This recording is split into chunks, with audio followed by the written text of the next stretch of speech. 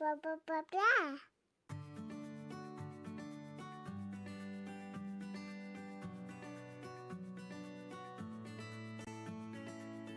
Welcome to the Our Forever Smiles podcast, a podcast created to support mothers of children who were born with clefts and those who love them. I'm your host, Laura Arroyo, and I'm also a mother of a daughter who was born with a surprise cleft palate. I know the challenges you face every day. Whether you have just learned the difficult news of your baby's cleft lip or palate, you're in the midst of pre-op or post-op, or you're an OG cleft mom, this podcast is for you. In a weekly conversation, we will talk about everything from feeding and speech therapy to surgery and school. We'll share tips from guest experts and advocates and even share a little joy in the process. You can listen to Our Forever Smiles wherever you listen to podcasts. Don't forget to subscribe and stay tuned.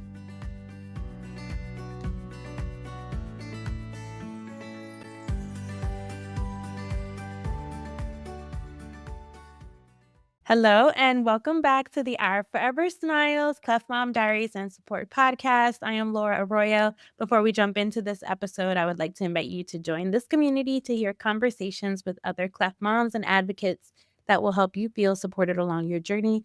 We have a Facebook group linked in the episode notes, so please join that group. We have a group of incredible moms and advocates and just cleft-affected individuals, all ready and available, and we love to talk. So I know one thing the reason why I started this podcast is because I love talking about my own personal journey, and I wanted to talk about this all the time.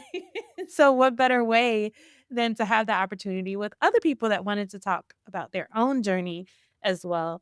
As a note, we are not medical doctors, and we do not intend for you to use information that we share here as medical advice. We are parents and advocates who love our children, and we are sharing our own personal experiences. Our next guest today, she actually reached out to me, which I love when people reach out to me. That is like it means that the podcast is reaching other people. We're engaging, and it's just awesome to hear that people have been impacted by your stories and people want to share their own stories, right? Like people are excited to educate others and just advocate for their own children, and also to let you know that they are there with you. So today we have Daryion, born and raised in Utah. She's a stay-at-home mom of 3. They are ages 4, 2, and 1, and she considers herself to be a crunchy clef mom. Welcome, Daryion. Hi, I'm so excited to be here. Thank you. We're so excited to have you, especially I was reading through Darion's pre-questionnaire, and she shares that she's a crunchy clef mom, but after reading the questionnaire, I'm like, oh yeah, she's really a I'm really out there. Yeah, I'll take it. um, but there's so many fascinating elements to your story. I feel like everyone's cleft journey we're so similar, right? We have the same like experiences, but they're also very unique. And so one of the things that I learned about Daryion is that she actually had an at-home birth. And so I've just been curious to know, did you have all of your prenatal care at home, like with a midwife, or did you go into the hospital for prenatal care? Yeah, so that is where my story, I feel like, begins. So my first was like your totally traditional. He was born in the hospital, unmedicated, and it went well, but I had this feeling of like, why am I here? If you are going unmedicated in a hospital, I felt that feeling from like the staff. They're not like the best to support you if that's like your goal. So then with my second, we sought out a midwife at a birth center actually because we were like not okay with home birth at the time. We were like, that's not for us. That's great, but not for us. And then my second, so the plan was to deliver her at a birth center, but she was accidentally born at home. So Mhm. got thrown into that, but we loved it. It was an amazing experience. We loved it. And so my third, we were like, okay, now we're ready. We're ready to have that planned home birth and be prepared. And then we had our anatomy scan and we got the call that I would say for myself forever changed my life. So all of our prenatal care was done with a midwife at the birth center. So they do both. So our prenatal care was all at a birth center, and then the plan was for to have him at home. Today's show sponsor is Sienna Dawn Media Integrated Marketing Agency. Sienna Dawn Media is more than just a marketing agency, they're your partners in progress. Their mission is simple: to alleviate marketing bandwidth, allowing creative business owners to focus on what they set out to do: create. Sienna Dawn Media empowers creatives to thrive without the burden of managing their own social media and marketing campaigns. So if you're ready to set sail toward new horizons, let Sienna Dawn Media chart the course and steer your business toward success. Visit siennadawnmedia.com. Oh, that's awesome. That's awesome that you had those options, right? Yeah. Because I also wanted to have an at-home birth. My fiancé actually, he wouldn't even consider it. So it was like one of the things that it was like, "Okay, alright, I'll like what just a dream," right?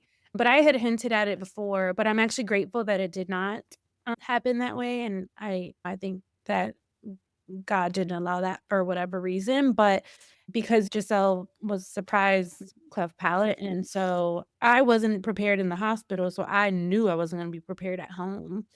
Um and so I really was grateful for those options. So what we actually ended up doing is we did get a midwife Mhm. that worked and partnered with the hospital. So all of our care was through a midwifery, and then our birth was at the hospital. So it was kind of like helping my little crunchy side as well, along with like meeting like my fiance halfway, Mhm. like delivery at a hospital. But I love the way that my prenatal care was, I feel like it was, she was my first baby, but I just really appreciated their approach to care. Um, but just in thinking about that anatomy scan, you had it at the birth center, like, your scan was done at the birth center, right? Yes. Mhm. And I know, like, the midwives don't necessarily, I think I wanna say my midwife looked at my ultrasound. Did your midwife, she was able to give you a diagnosis from your ultrasound? So mine was done a little bit early. It was actually done at 18 weeks. And then this is a little bit different. So for people, but so about 4 weeks later, your appointments are about 4 weeks apart. The day before my next appointment, we didn't hear anything. So we figured everything looked great. Mhm. The day before my appointment, my midwife called me and she was like, "Hey, they thought they saw a cleft. Can you come to your appointment early?" And that's all she said. And so I had about 24 hours of, as we all do, I'm pretty sure you had the surprise diagnosis, but everyone who finds out before, I think directly after is like an absolute spiral. Yeah. Yeah. No, for sure, but, like, I got stuck on the day before your appointment. Did they forget to tell you, or was it, like, hard for them to, like, Yeah, pick up the, like, they were reading it themselves? That's so I odd that they go waited. back and forth of, okay, I think they did it for a reason versus, okay, why didn't they tell me immediately? Because she did say they wanted to wait for the baby. Like I said, I got it in at 18 weeks. So at this point, I was 22 weeks. So they were waiting for the baby to get bigger so they could Mhm. confirm. So I guess, like, I am grateful that I wasn't, like like, waiting 4 weeks. What is this? Mm. Does he have a cleft? Is there anything else? So I think that's why she waited to call me, like, right before my appointment versus waiting, Yeah. like, the wait and the wondering. Yeah, because it's a day before, then it's you're gonna see them, you'll be able to see the baby, like, the next day versus that's a great perspective, I think, too. Yeah. Um, and you talk about, like, finding out about it, like, emotionally, what does that feel like, or how did you, Yeah. and so she tells you before, the day before, and so I think when people are like, "Oh, we suspect it," like, there's always this hope, right, that they're Yeah. wrong, Oh, yeah. and so Did you have that at all? Yeah, because she had said her wordage was, they thought they saw a cleft, like, there might be, so there was definitely that. My husband was very much, "No, he doesn't have it," like, she said, "Maybe." But for me, so I actually have a cousin who was born with a cleft. For me, the cleft was not, I was a little bit familiar with it, so I really didn't have any fear. I was like, "Okay, the cleft, we can do that." I was scared. That's all the information I had, so I was like, is my baby gonna live? Is there anything else? Because sometimes that can mean a bigger diagnosis. But then I think the biggest thing that I was upset and spiraling about is I was like, "Okay, I'm screwed. There goes my home birth. I'm gonna have to find a new provider. I'm gonna be" like, in my head, I'm like, "I'm gonna be seeing maternal fetal medicine. I'm gonna be in the hospital. My baby's gonna be in the NICU. I'm not gonna be able to feed my baby." Like, all these things that I was just assuming were not gonna be possible, and that for me, as a crunchy mom, those were, like, my biggest fears. I didn't want any of that. That's where I was for 24 hours, just devastated, I think. More so about that than the actual, like, possible cleft. And when they actually confirm it, were they able to confirm it the next day? Yes, yes. So I went in and super nervous. I went by myself. My husband was at home with our older children, and so the office manager of the birth center, she actually said to me before I went in, she was like, "Just so you know, even if your baby does have a cleft, it actually doesn't mean that you have to be risked out of care. You can still have your baby here. We still wanna support you." She said that, and I was like, "Okay, I'm Mhm. okay. It's gonna be okay." So then, luckily, we went in, and I don't know how it works for everybody, but the sonographer, right? Yeah. She was like, "What Mhm. are you in for today?" And I was like, "Oh, we're looking to see if my baby has a cleft." So I was really Hold on. That would have totally irritated me. What? That would have totally irritated me. What do you mean, what am Well, I in here yeah, for? she didn't know. So she was like, "What are you here for today?" And I was, like, very blunt. "We're here to confirm this. I wanna know right now." I was nervous that we'd have to, like, wait for, like, somebody to look at it because you know how sometimes they, like, can't say anything? And I was like, "No, Mhm. like, I need to know right now."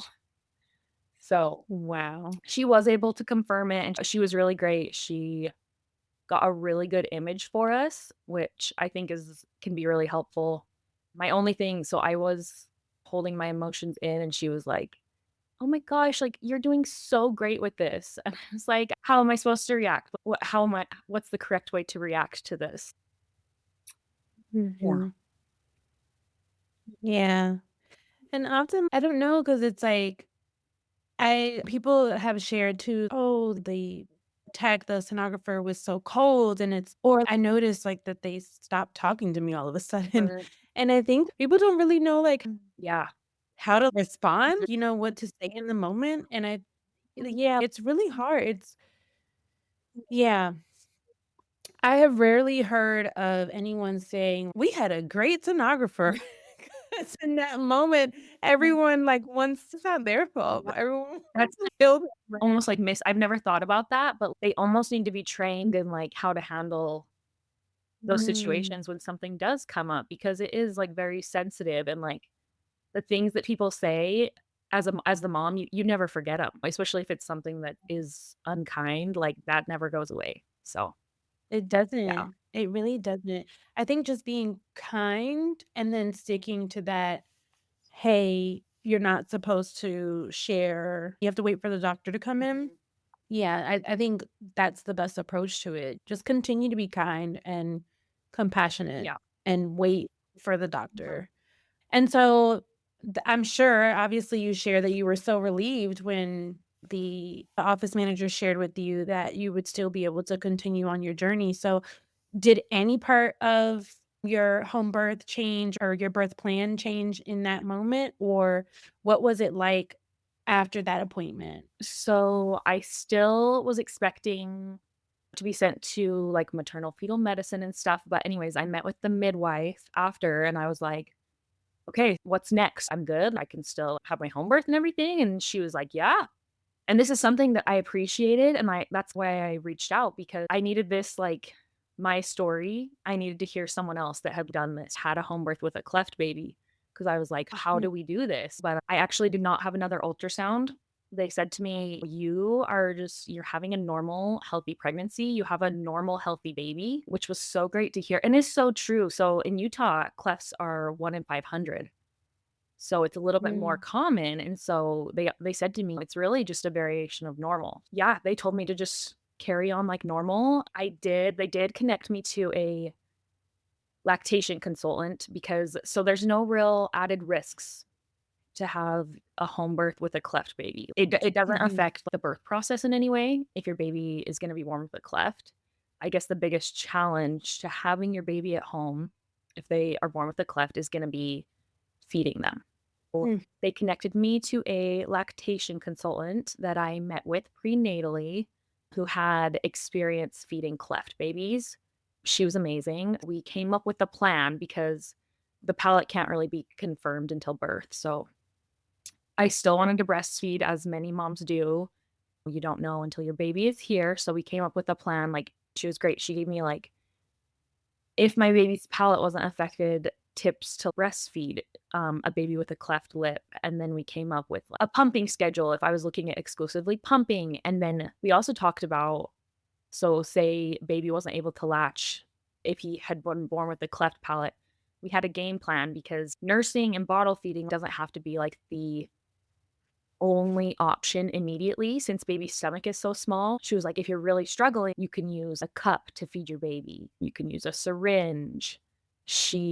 We had planned for me to express colostrum prenatally, which I think is a great idea for anyone with a cleft diagnosis.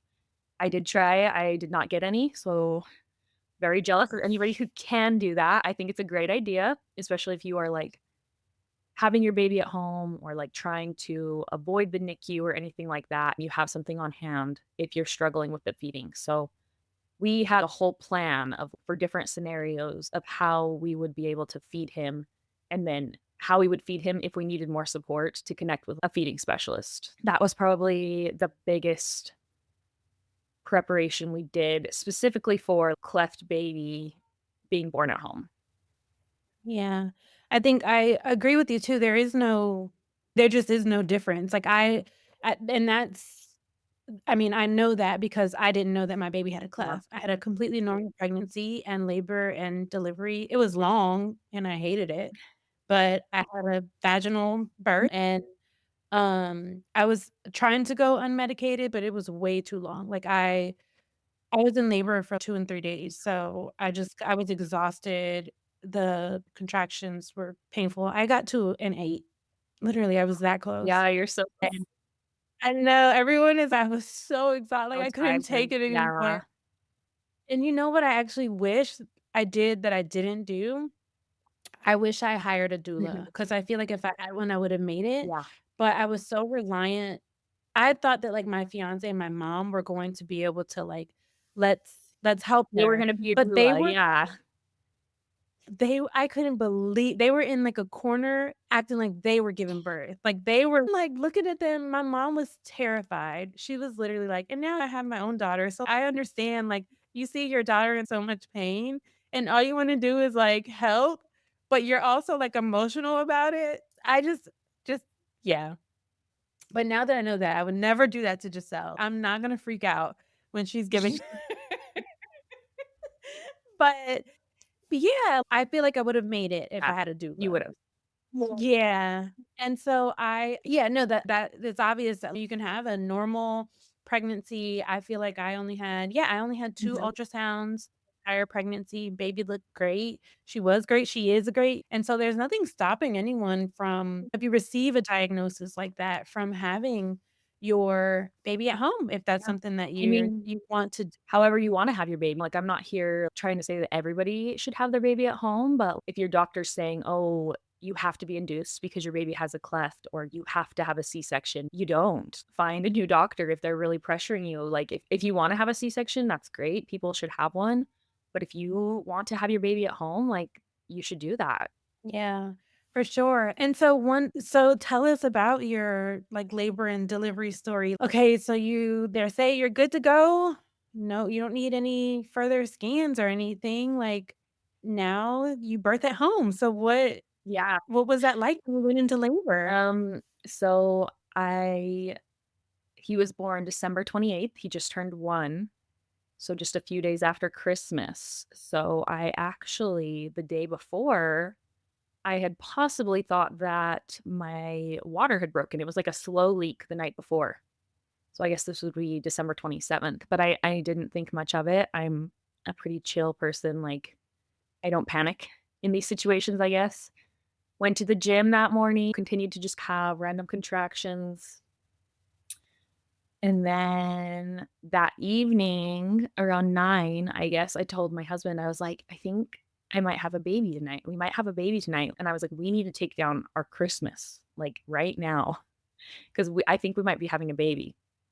So, we took down our Christmas, we went to bed, and kind of my mantra for this birth was the word surrender.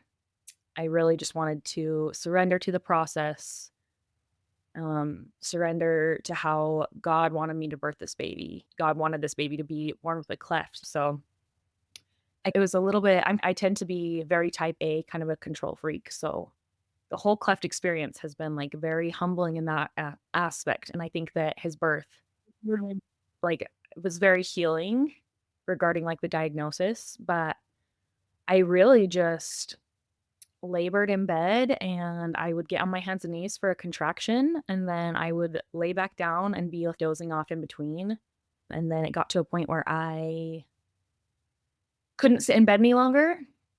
And my husband called the midwife and I was like, no, I'm fine. Like, it's not time. We don't know. I was like, I'm going to get in the bath to see if it goes away, which I wasn't timing things. This time around, this is my third birth. I wasn't timing the contractions and they were probably really close together. Like, it was time, but we were still like, I was still handling it really, like, I was like, "Oh, we're fine. We don't need the midwife." But he called her while I was in the bathroom. Thank goodness. Thank goodness. Husband intuition. But, yeah, then I was laboring on the toilet and my body just started to push. And at that point, I did ask, I was like, "Okay, is she coming?" Like, the midwife, I was like, "Okay, I think I want her here."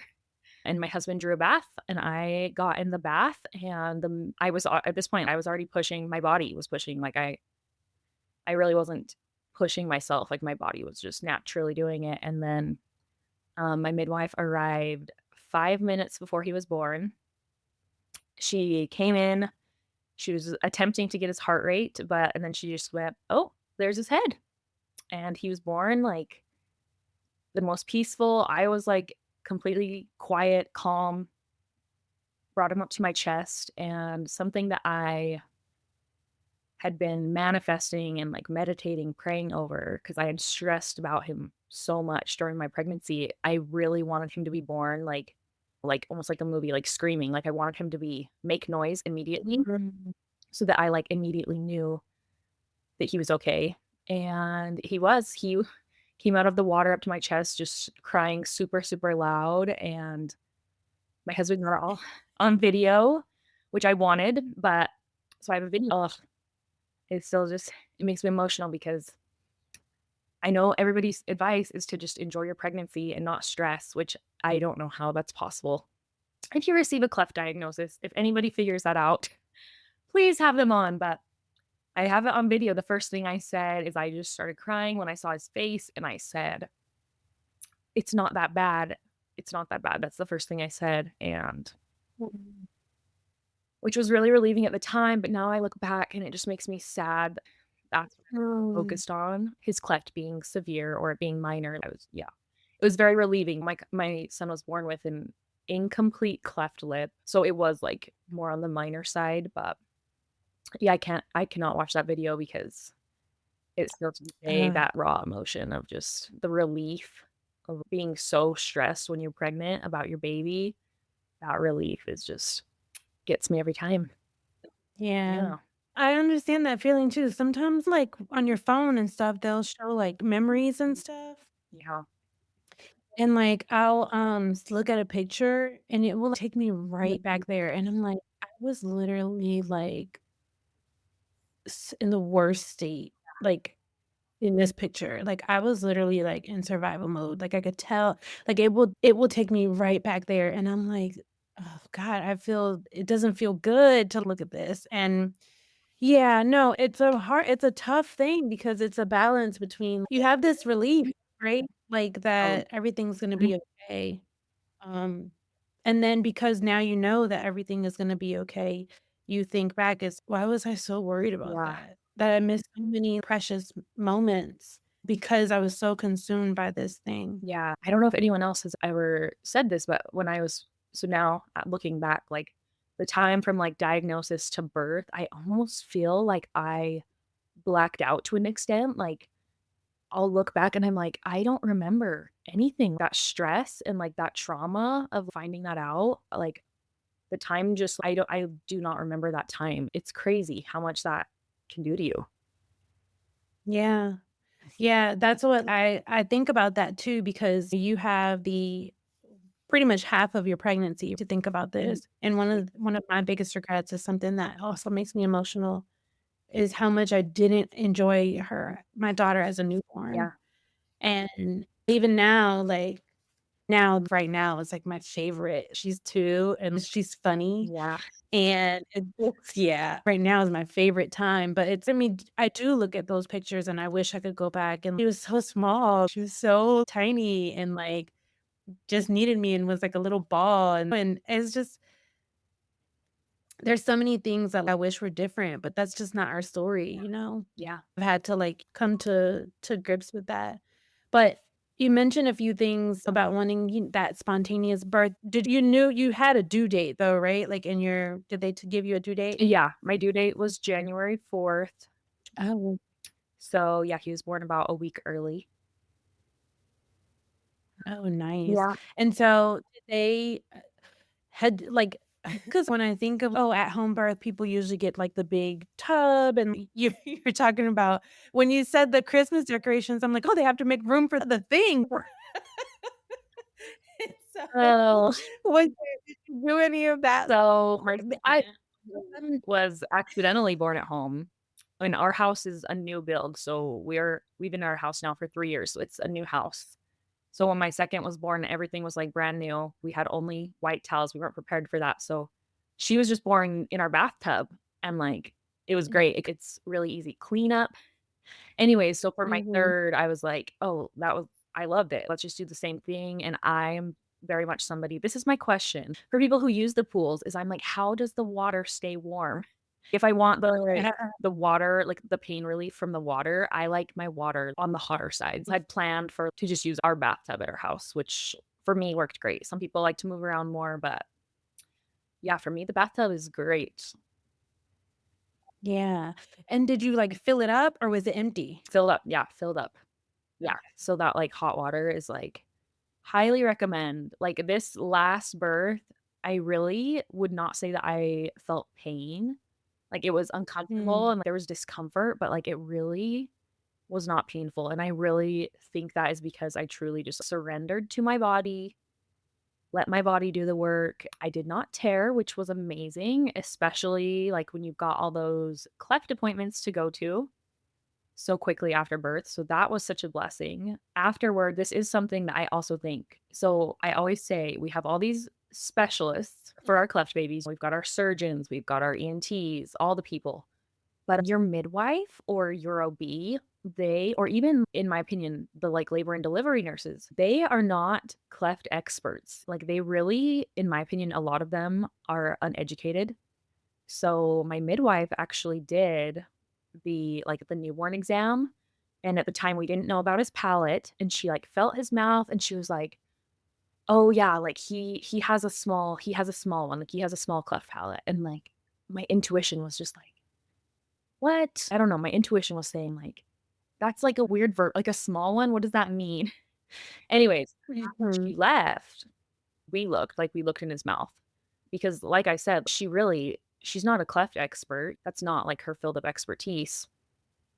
As parents, we really become the cleft experts, but we looked into his Mhm. mouth and she thought so my son has incomplete cleft lip with a gum notch, and then his palate is technically, he doesn't have a cleft palate, but he does, but It's called a submucous cleft palate, but so his palate, unless it looks like almost normal, if that makes sense, but so she thought that his gum notch was the cleft palate. That's, like, how little she knew about clefts. So she thought that he had a cleft palate, and he did not.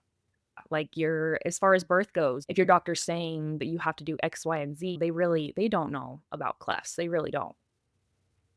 They don't, yeah. They don't. My labor and delivery nurse was like, "Breastfeed and keep doing it, keep trying." Oh, yeah. And I'm Mhm. grateful that she was, like, supportive of breastfeeding moms, and she's reassuring me. Now, if her palate was intact, then that she would've been the Yeah. great. I really wanted to Mhm. breastfeed, but the minute that they told us that she had a cleft palate, if anyone in the room had that education that she wasn't gonna be able to breastfeed, it would've saved all of us a lot of grief.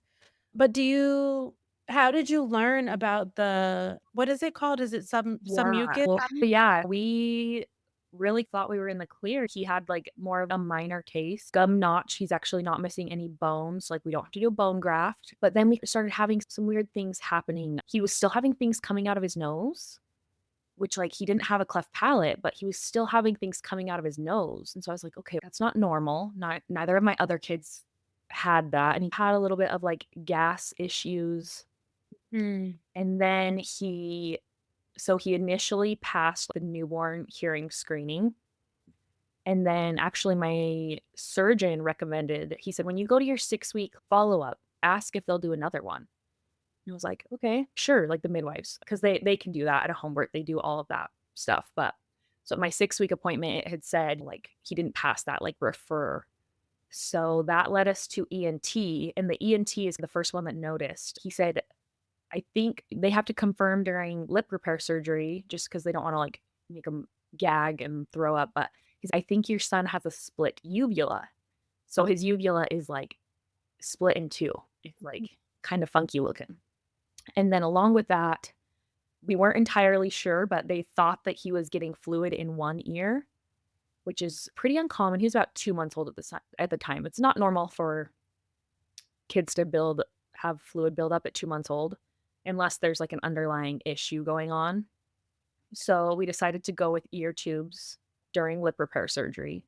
And at this point, which is our team is amazing because a lot of times the submucous cleft palate is not found for a really long time, but I'd already heard this term. They were like, "We are suspicious that he has this. We'll be able to confirm during lip repair when he's under anesthesia. We can look at his palate and his throat a little bit more."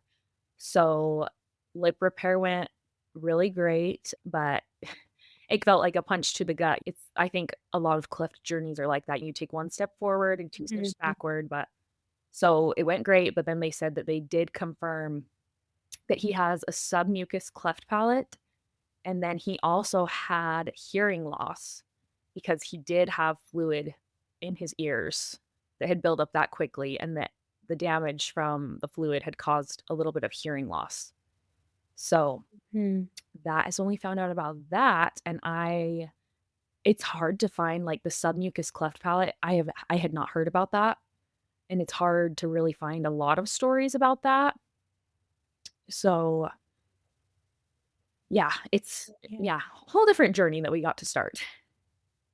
Yeah, are they going to repair it? Like, how does that repair Yeah. process work? Is it just like the normal cleft palate repair? Yes, I guess I should have clarified. Okay, so submucous cleft palate is actually a cleft of the muscles of the palate. So the palate, it looks intact. Now that we know it doesn't look like a normal palate, it is almost like there's like a V shape. It's like an indentation in his palate, and you can very clearly Mm, see that there is like a gap. So it's almost like he has a cleft palate that was like covered by the mucous membrane, like the skin of his mouth. We are in this wait and see gray area. Not all of them have to be repaired because of his ear issues. That could potentially mean that could potentially be a cause for repair. And then he's doing really well. We're not really getting food out of the nose anymore. And then the other thing that we are waiting on is his speech. So because of the submucous cleft, there might be like some sounds that he like physically cannot make. So we're waiting to see how his speech develops. and how his ears are, and then we'll make a decision. But yes, the surgery, from my understanding, it is very similar to the palate repair. They will have to open it back up and then sew Mm. the muscles together and then sew it back up. So, Oh, wow. yeah. Yeah. Mm. Yeah, that's really interesting. I see a lot in the groups people talk about, not like a lot, of course, there's an overwhelming amount of other, like cleft lip and cleft palate, but I have seen the term Mhm. submucous, palate, and I've always been curious about it because I didn't know what exactly it was, and if I'm being quite honest, I'm like, that is minor. But the way that you explain it, no, it's like literally it's just been covered up, like, it's basically an open palate Mhm. that's just been, like skin is, like it's just covered up by skin, and then they have to open it up Mhm. and, put it Yeah. back together. That's really interesting. Yeah. Yeah, It almost seems like the harder surgery. yeah, age-wise, I think it makes it a little bit harder because 'cause we're looking at around, if he ends up needing the surgery, age 2 to 4. Palate repair is Mm, what? Around, like, 12 to 18 months generally?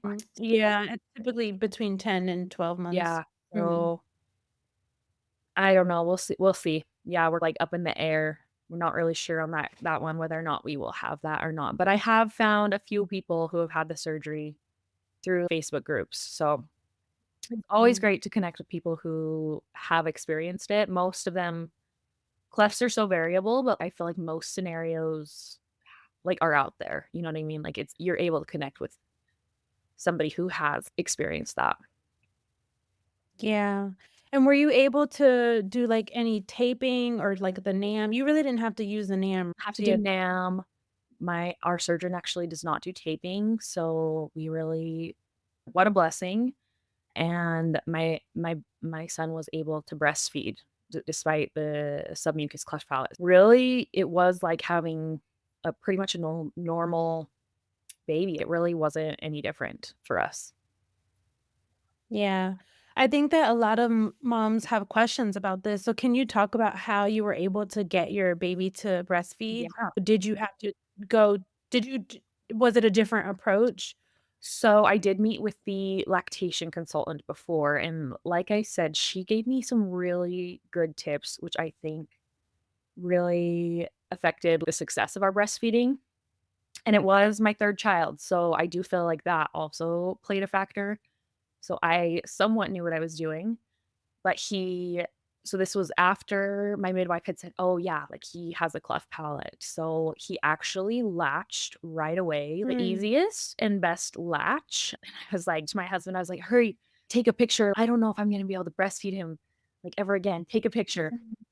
But this was actually advice from my surgeon, which I would share this advice with everyone who has received, like, a cleft diagnosis. Our surgeon had said, "Bring that baby to your chest, breastfeed your baby in the first, like, hours after birth. Don't worry about the palate.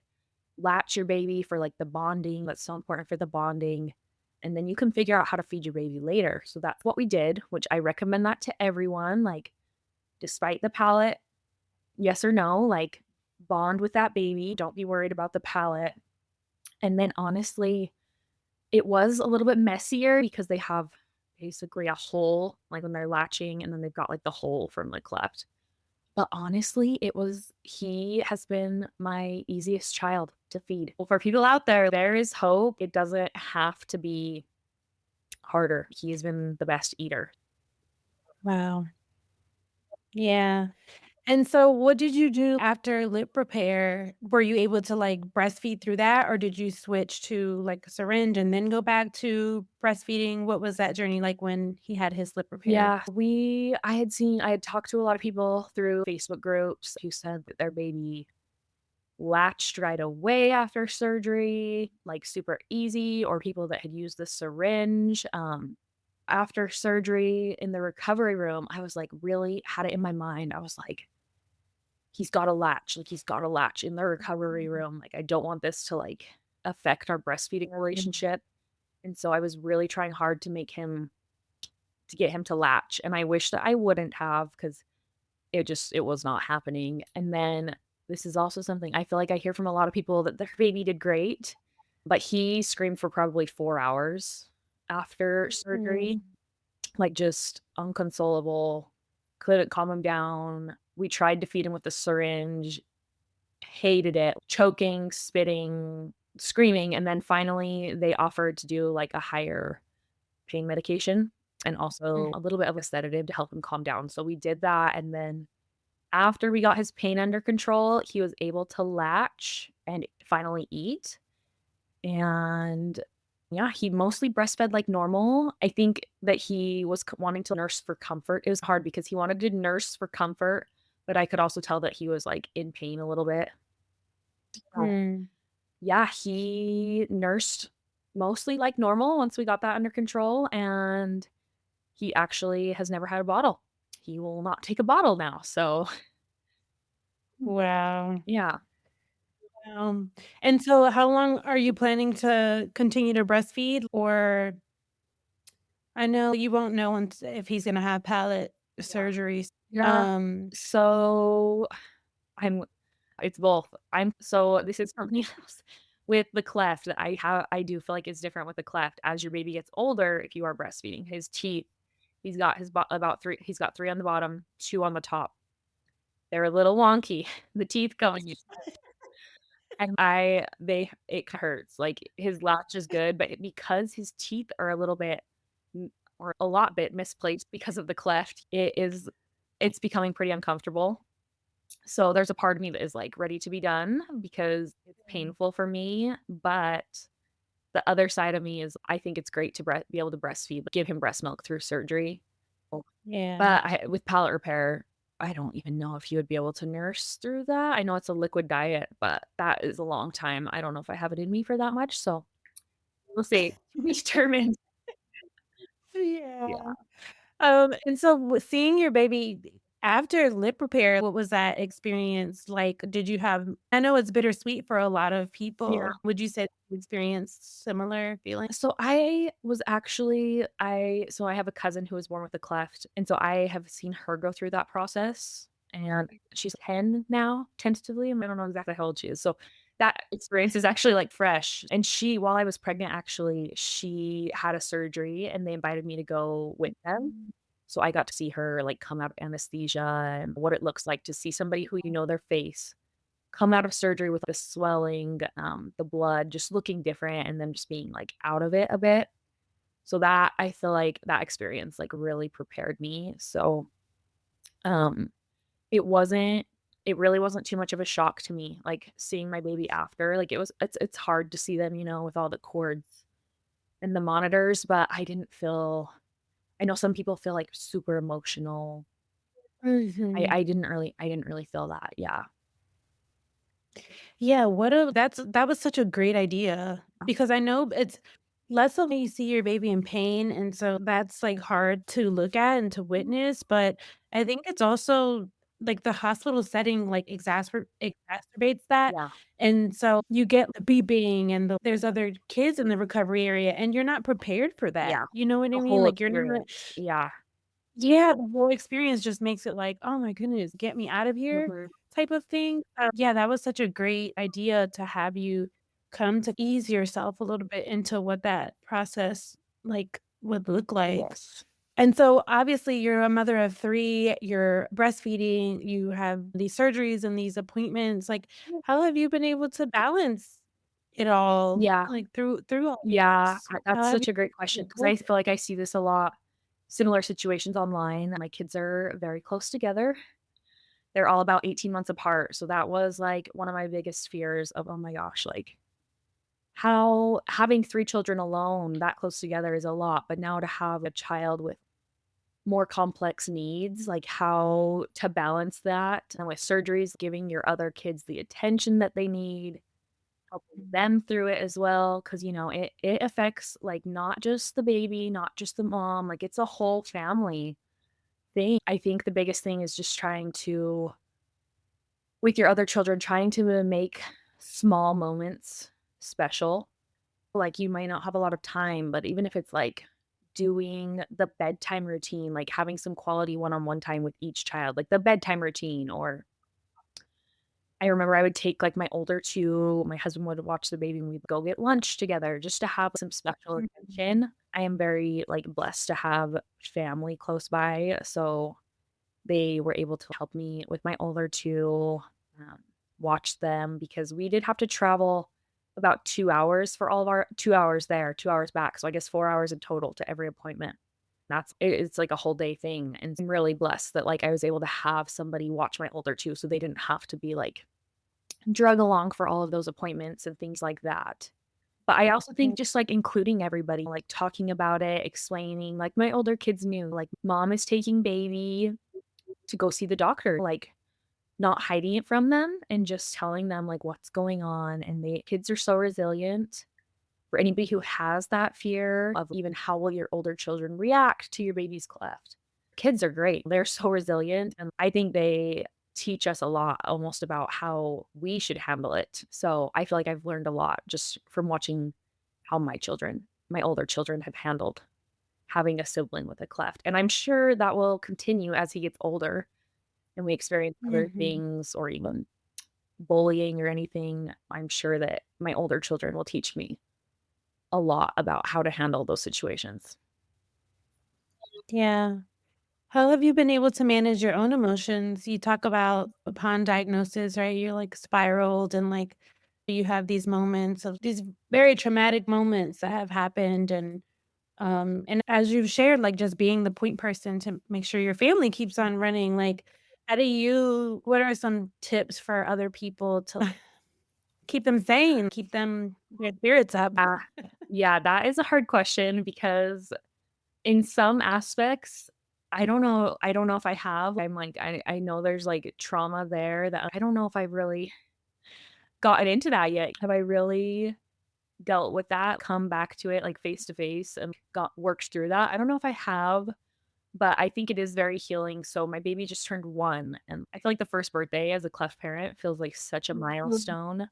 Every Mhm. time I just, these cleft kids are just like, they are so special. I just see his face and like his smile. And I think that is like so healing to just see them thriving and being so happy.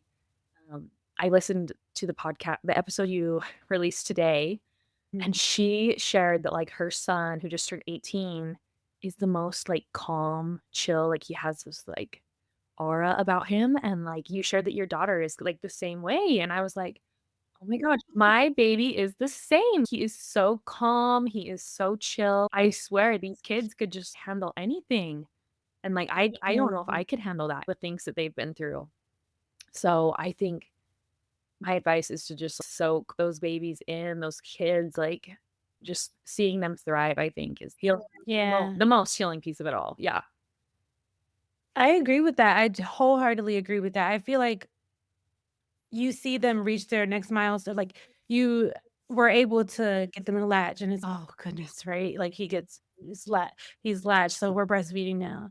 And then you get your surgery date, and you're like, "I got a surgery date, yes." And then, have surgery, and then, like, they just reach these, like, goals or these milestones, and, like, each time, it, like, unties this, like, knot you created when you first received the diagnosis, right? It loosens we're getting through it. We're making it, and I think that is really healing, Yeah. when you start looking forward to the things that are to come. And Giselle has really taught me a lot about resilience. I think that just as Joanne shared on the episode that we released earlier today, and just as I've shared multiple times, it's like she's been through things, and although she's so small, I've read things like The Body Keeps the Score. That's a book Yeah. that people talk about as well. And I think that it's almost like this feeling like I've been through worse. This is okay. Have you ever not been able to eat? No. Calm down. It does. Is it not? I feel like my whole life has changed like for the better because my perspective about everything is just there's so much worse. And even when I feel like Mm, we were in after when we were in the hospital for lip repair, I was just like thinking of like parents whose children have cancer or a terminal diagnosis. I was just like, I have nothing to complain about. Like, why have I been so upset about this? And I like everything in my life, I'm just like I had nothing to complain about. Like, I have healthy kids, like, that's all that matters. And when I was pregnant, I don't think I had that perspective. So, yeah, the most amazing lessons and really life-changing. Like, such yeah. Yeah. Yeah. What do you wish people knew about children that were born with a cleft lip or palate? I wish that people knew that it is a lifelong journey. I had somebody who said to me so my son just turned 1, and they were like, "Oh" we just had the checkup with our surgeon, and they were like, "Oh, so was that his last appointment?" And I was like, "Are you kidding me? Are you kidding me? No. No. Yeah. Like, it is a lifelong journey." At least I would say until the adult years. Yeah, I would say, yeah, much more to come. Clefts, I think people think that because or even with your daughter, you can't outwardly see that, but because they get repaired so early, people think it's just, "Oh, one and done." But no, it's an uphill battle that is gonna be for quite some time. Yeah. I saw that and it made me chuckle because it's the last appointment and I'm like, Yeah, and are you kidding me? I Well, feel asked that. I don't know. It's yeah, like, I no. know, yes, they It's mean the best, but right. That's why I always ask the question too, what is something that you wish people knew? Because there's so many things that I didn't Yeah, know. And that's why I created this podcast to share with people, like to get them this information. And so that family members, right? Because a lot of people that are on the show are like, they share with their families and stuff, or like, and I think the feedback that we've gotten, I asked people, like, what did your family say about your episode? What do they think? And they're like, they just didn't know all that I had gone through. yeah, It's, like, shocking, and then also, have you had the opportunity to share the entire span of what happened to you? yeah, and that's why I also was like I reached out to you because so after I got our diagnosis, I was, like, scouring the internet for home birth with a cleft baby. I was like, "I need a story," and I did connect with a woman in Texas who had a home birth with her cleft baby, and I've met a few, but I was like, I need to find people who have done this. That's why your podcast is like all the stories. There are people out there who are searching for these stories to know they're not alone and to know what they're doing is they need that like validation. So I'm so glad you created this podcast. It has like it's very needed. Yeah. Yeah, no, I'm glad I always want to, like I shared in the beginning, like, I know all of our journeys are so similar, but they're also so Yeah. different, and there's someone that's looking for, like, this piece. Okay, this is our story, like, where can I find this specific piece of our Mhm. story? And so, yeah, that I appreciate you coming on to share.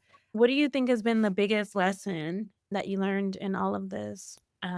I think my biggest lesson and also like my advice for cleft moms out there, cleft parents, is to have the confidence and be your own child's like personal cleft expert, right? So we have all these specialists, we have amazing like modern medicine, but at the end of the day, for your whole like the whole child going from birth through their entire life, like you as the parent are going to be your own personal child's cleft expert.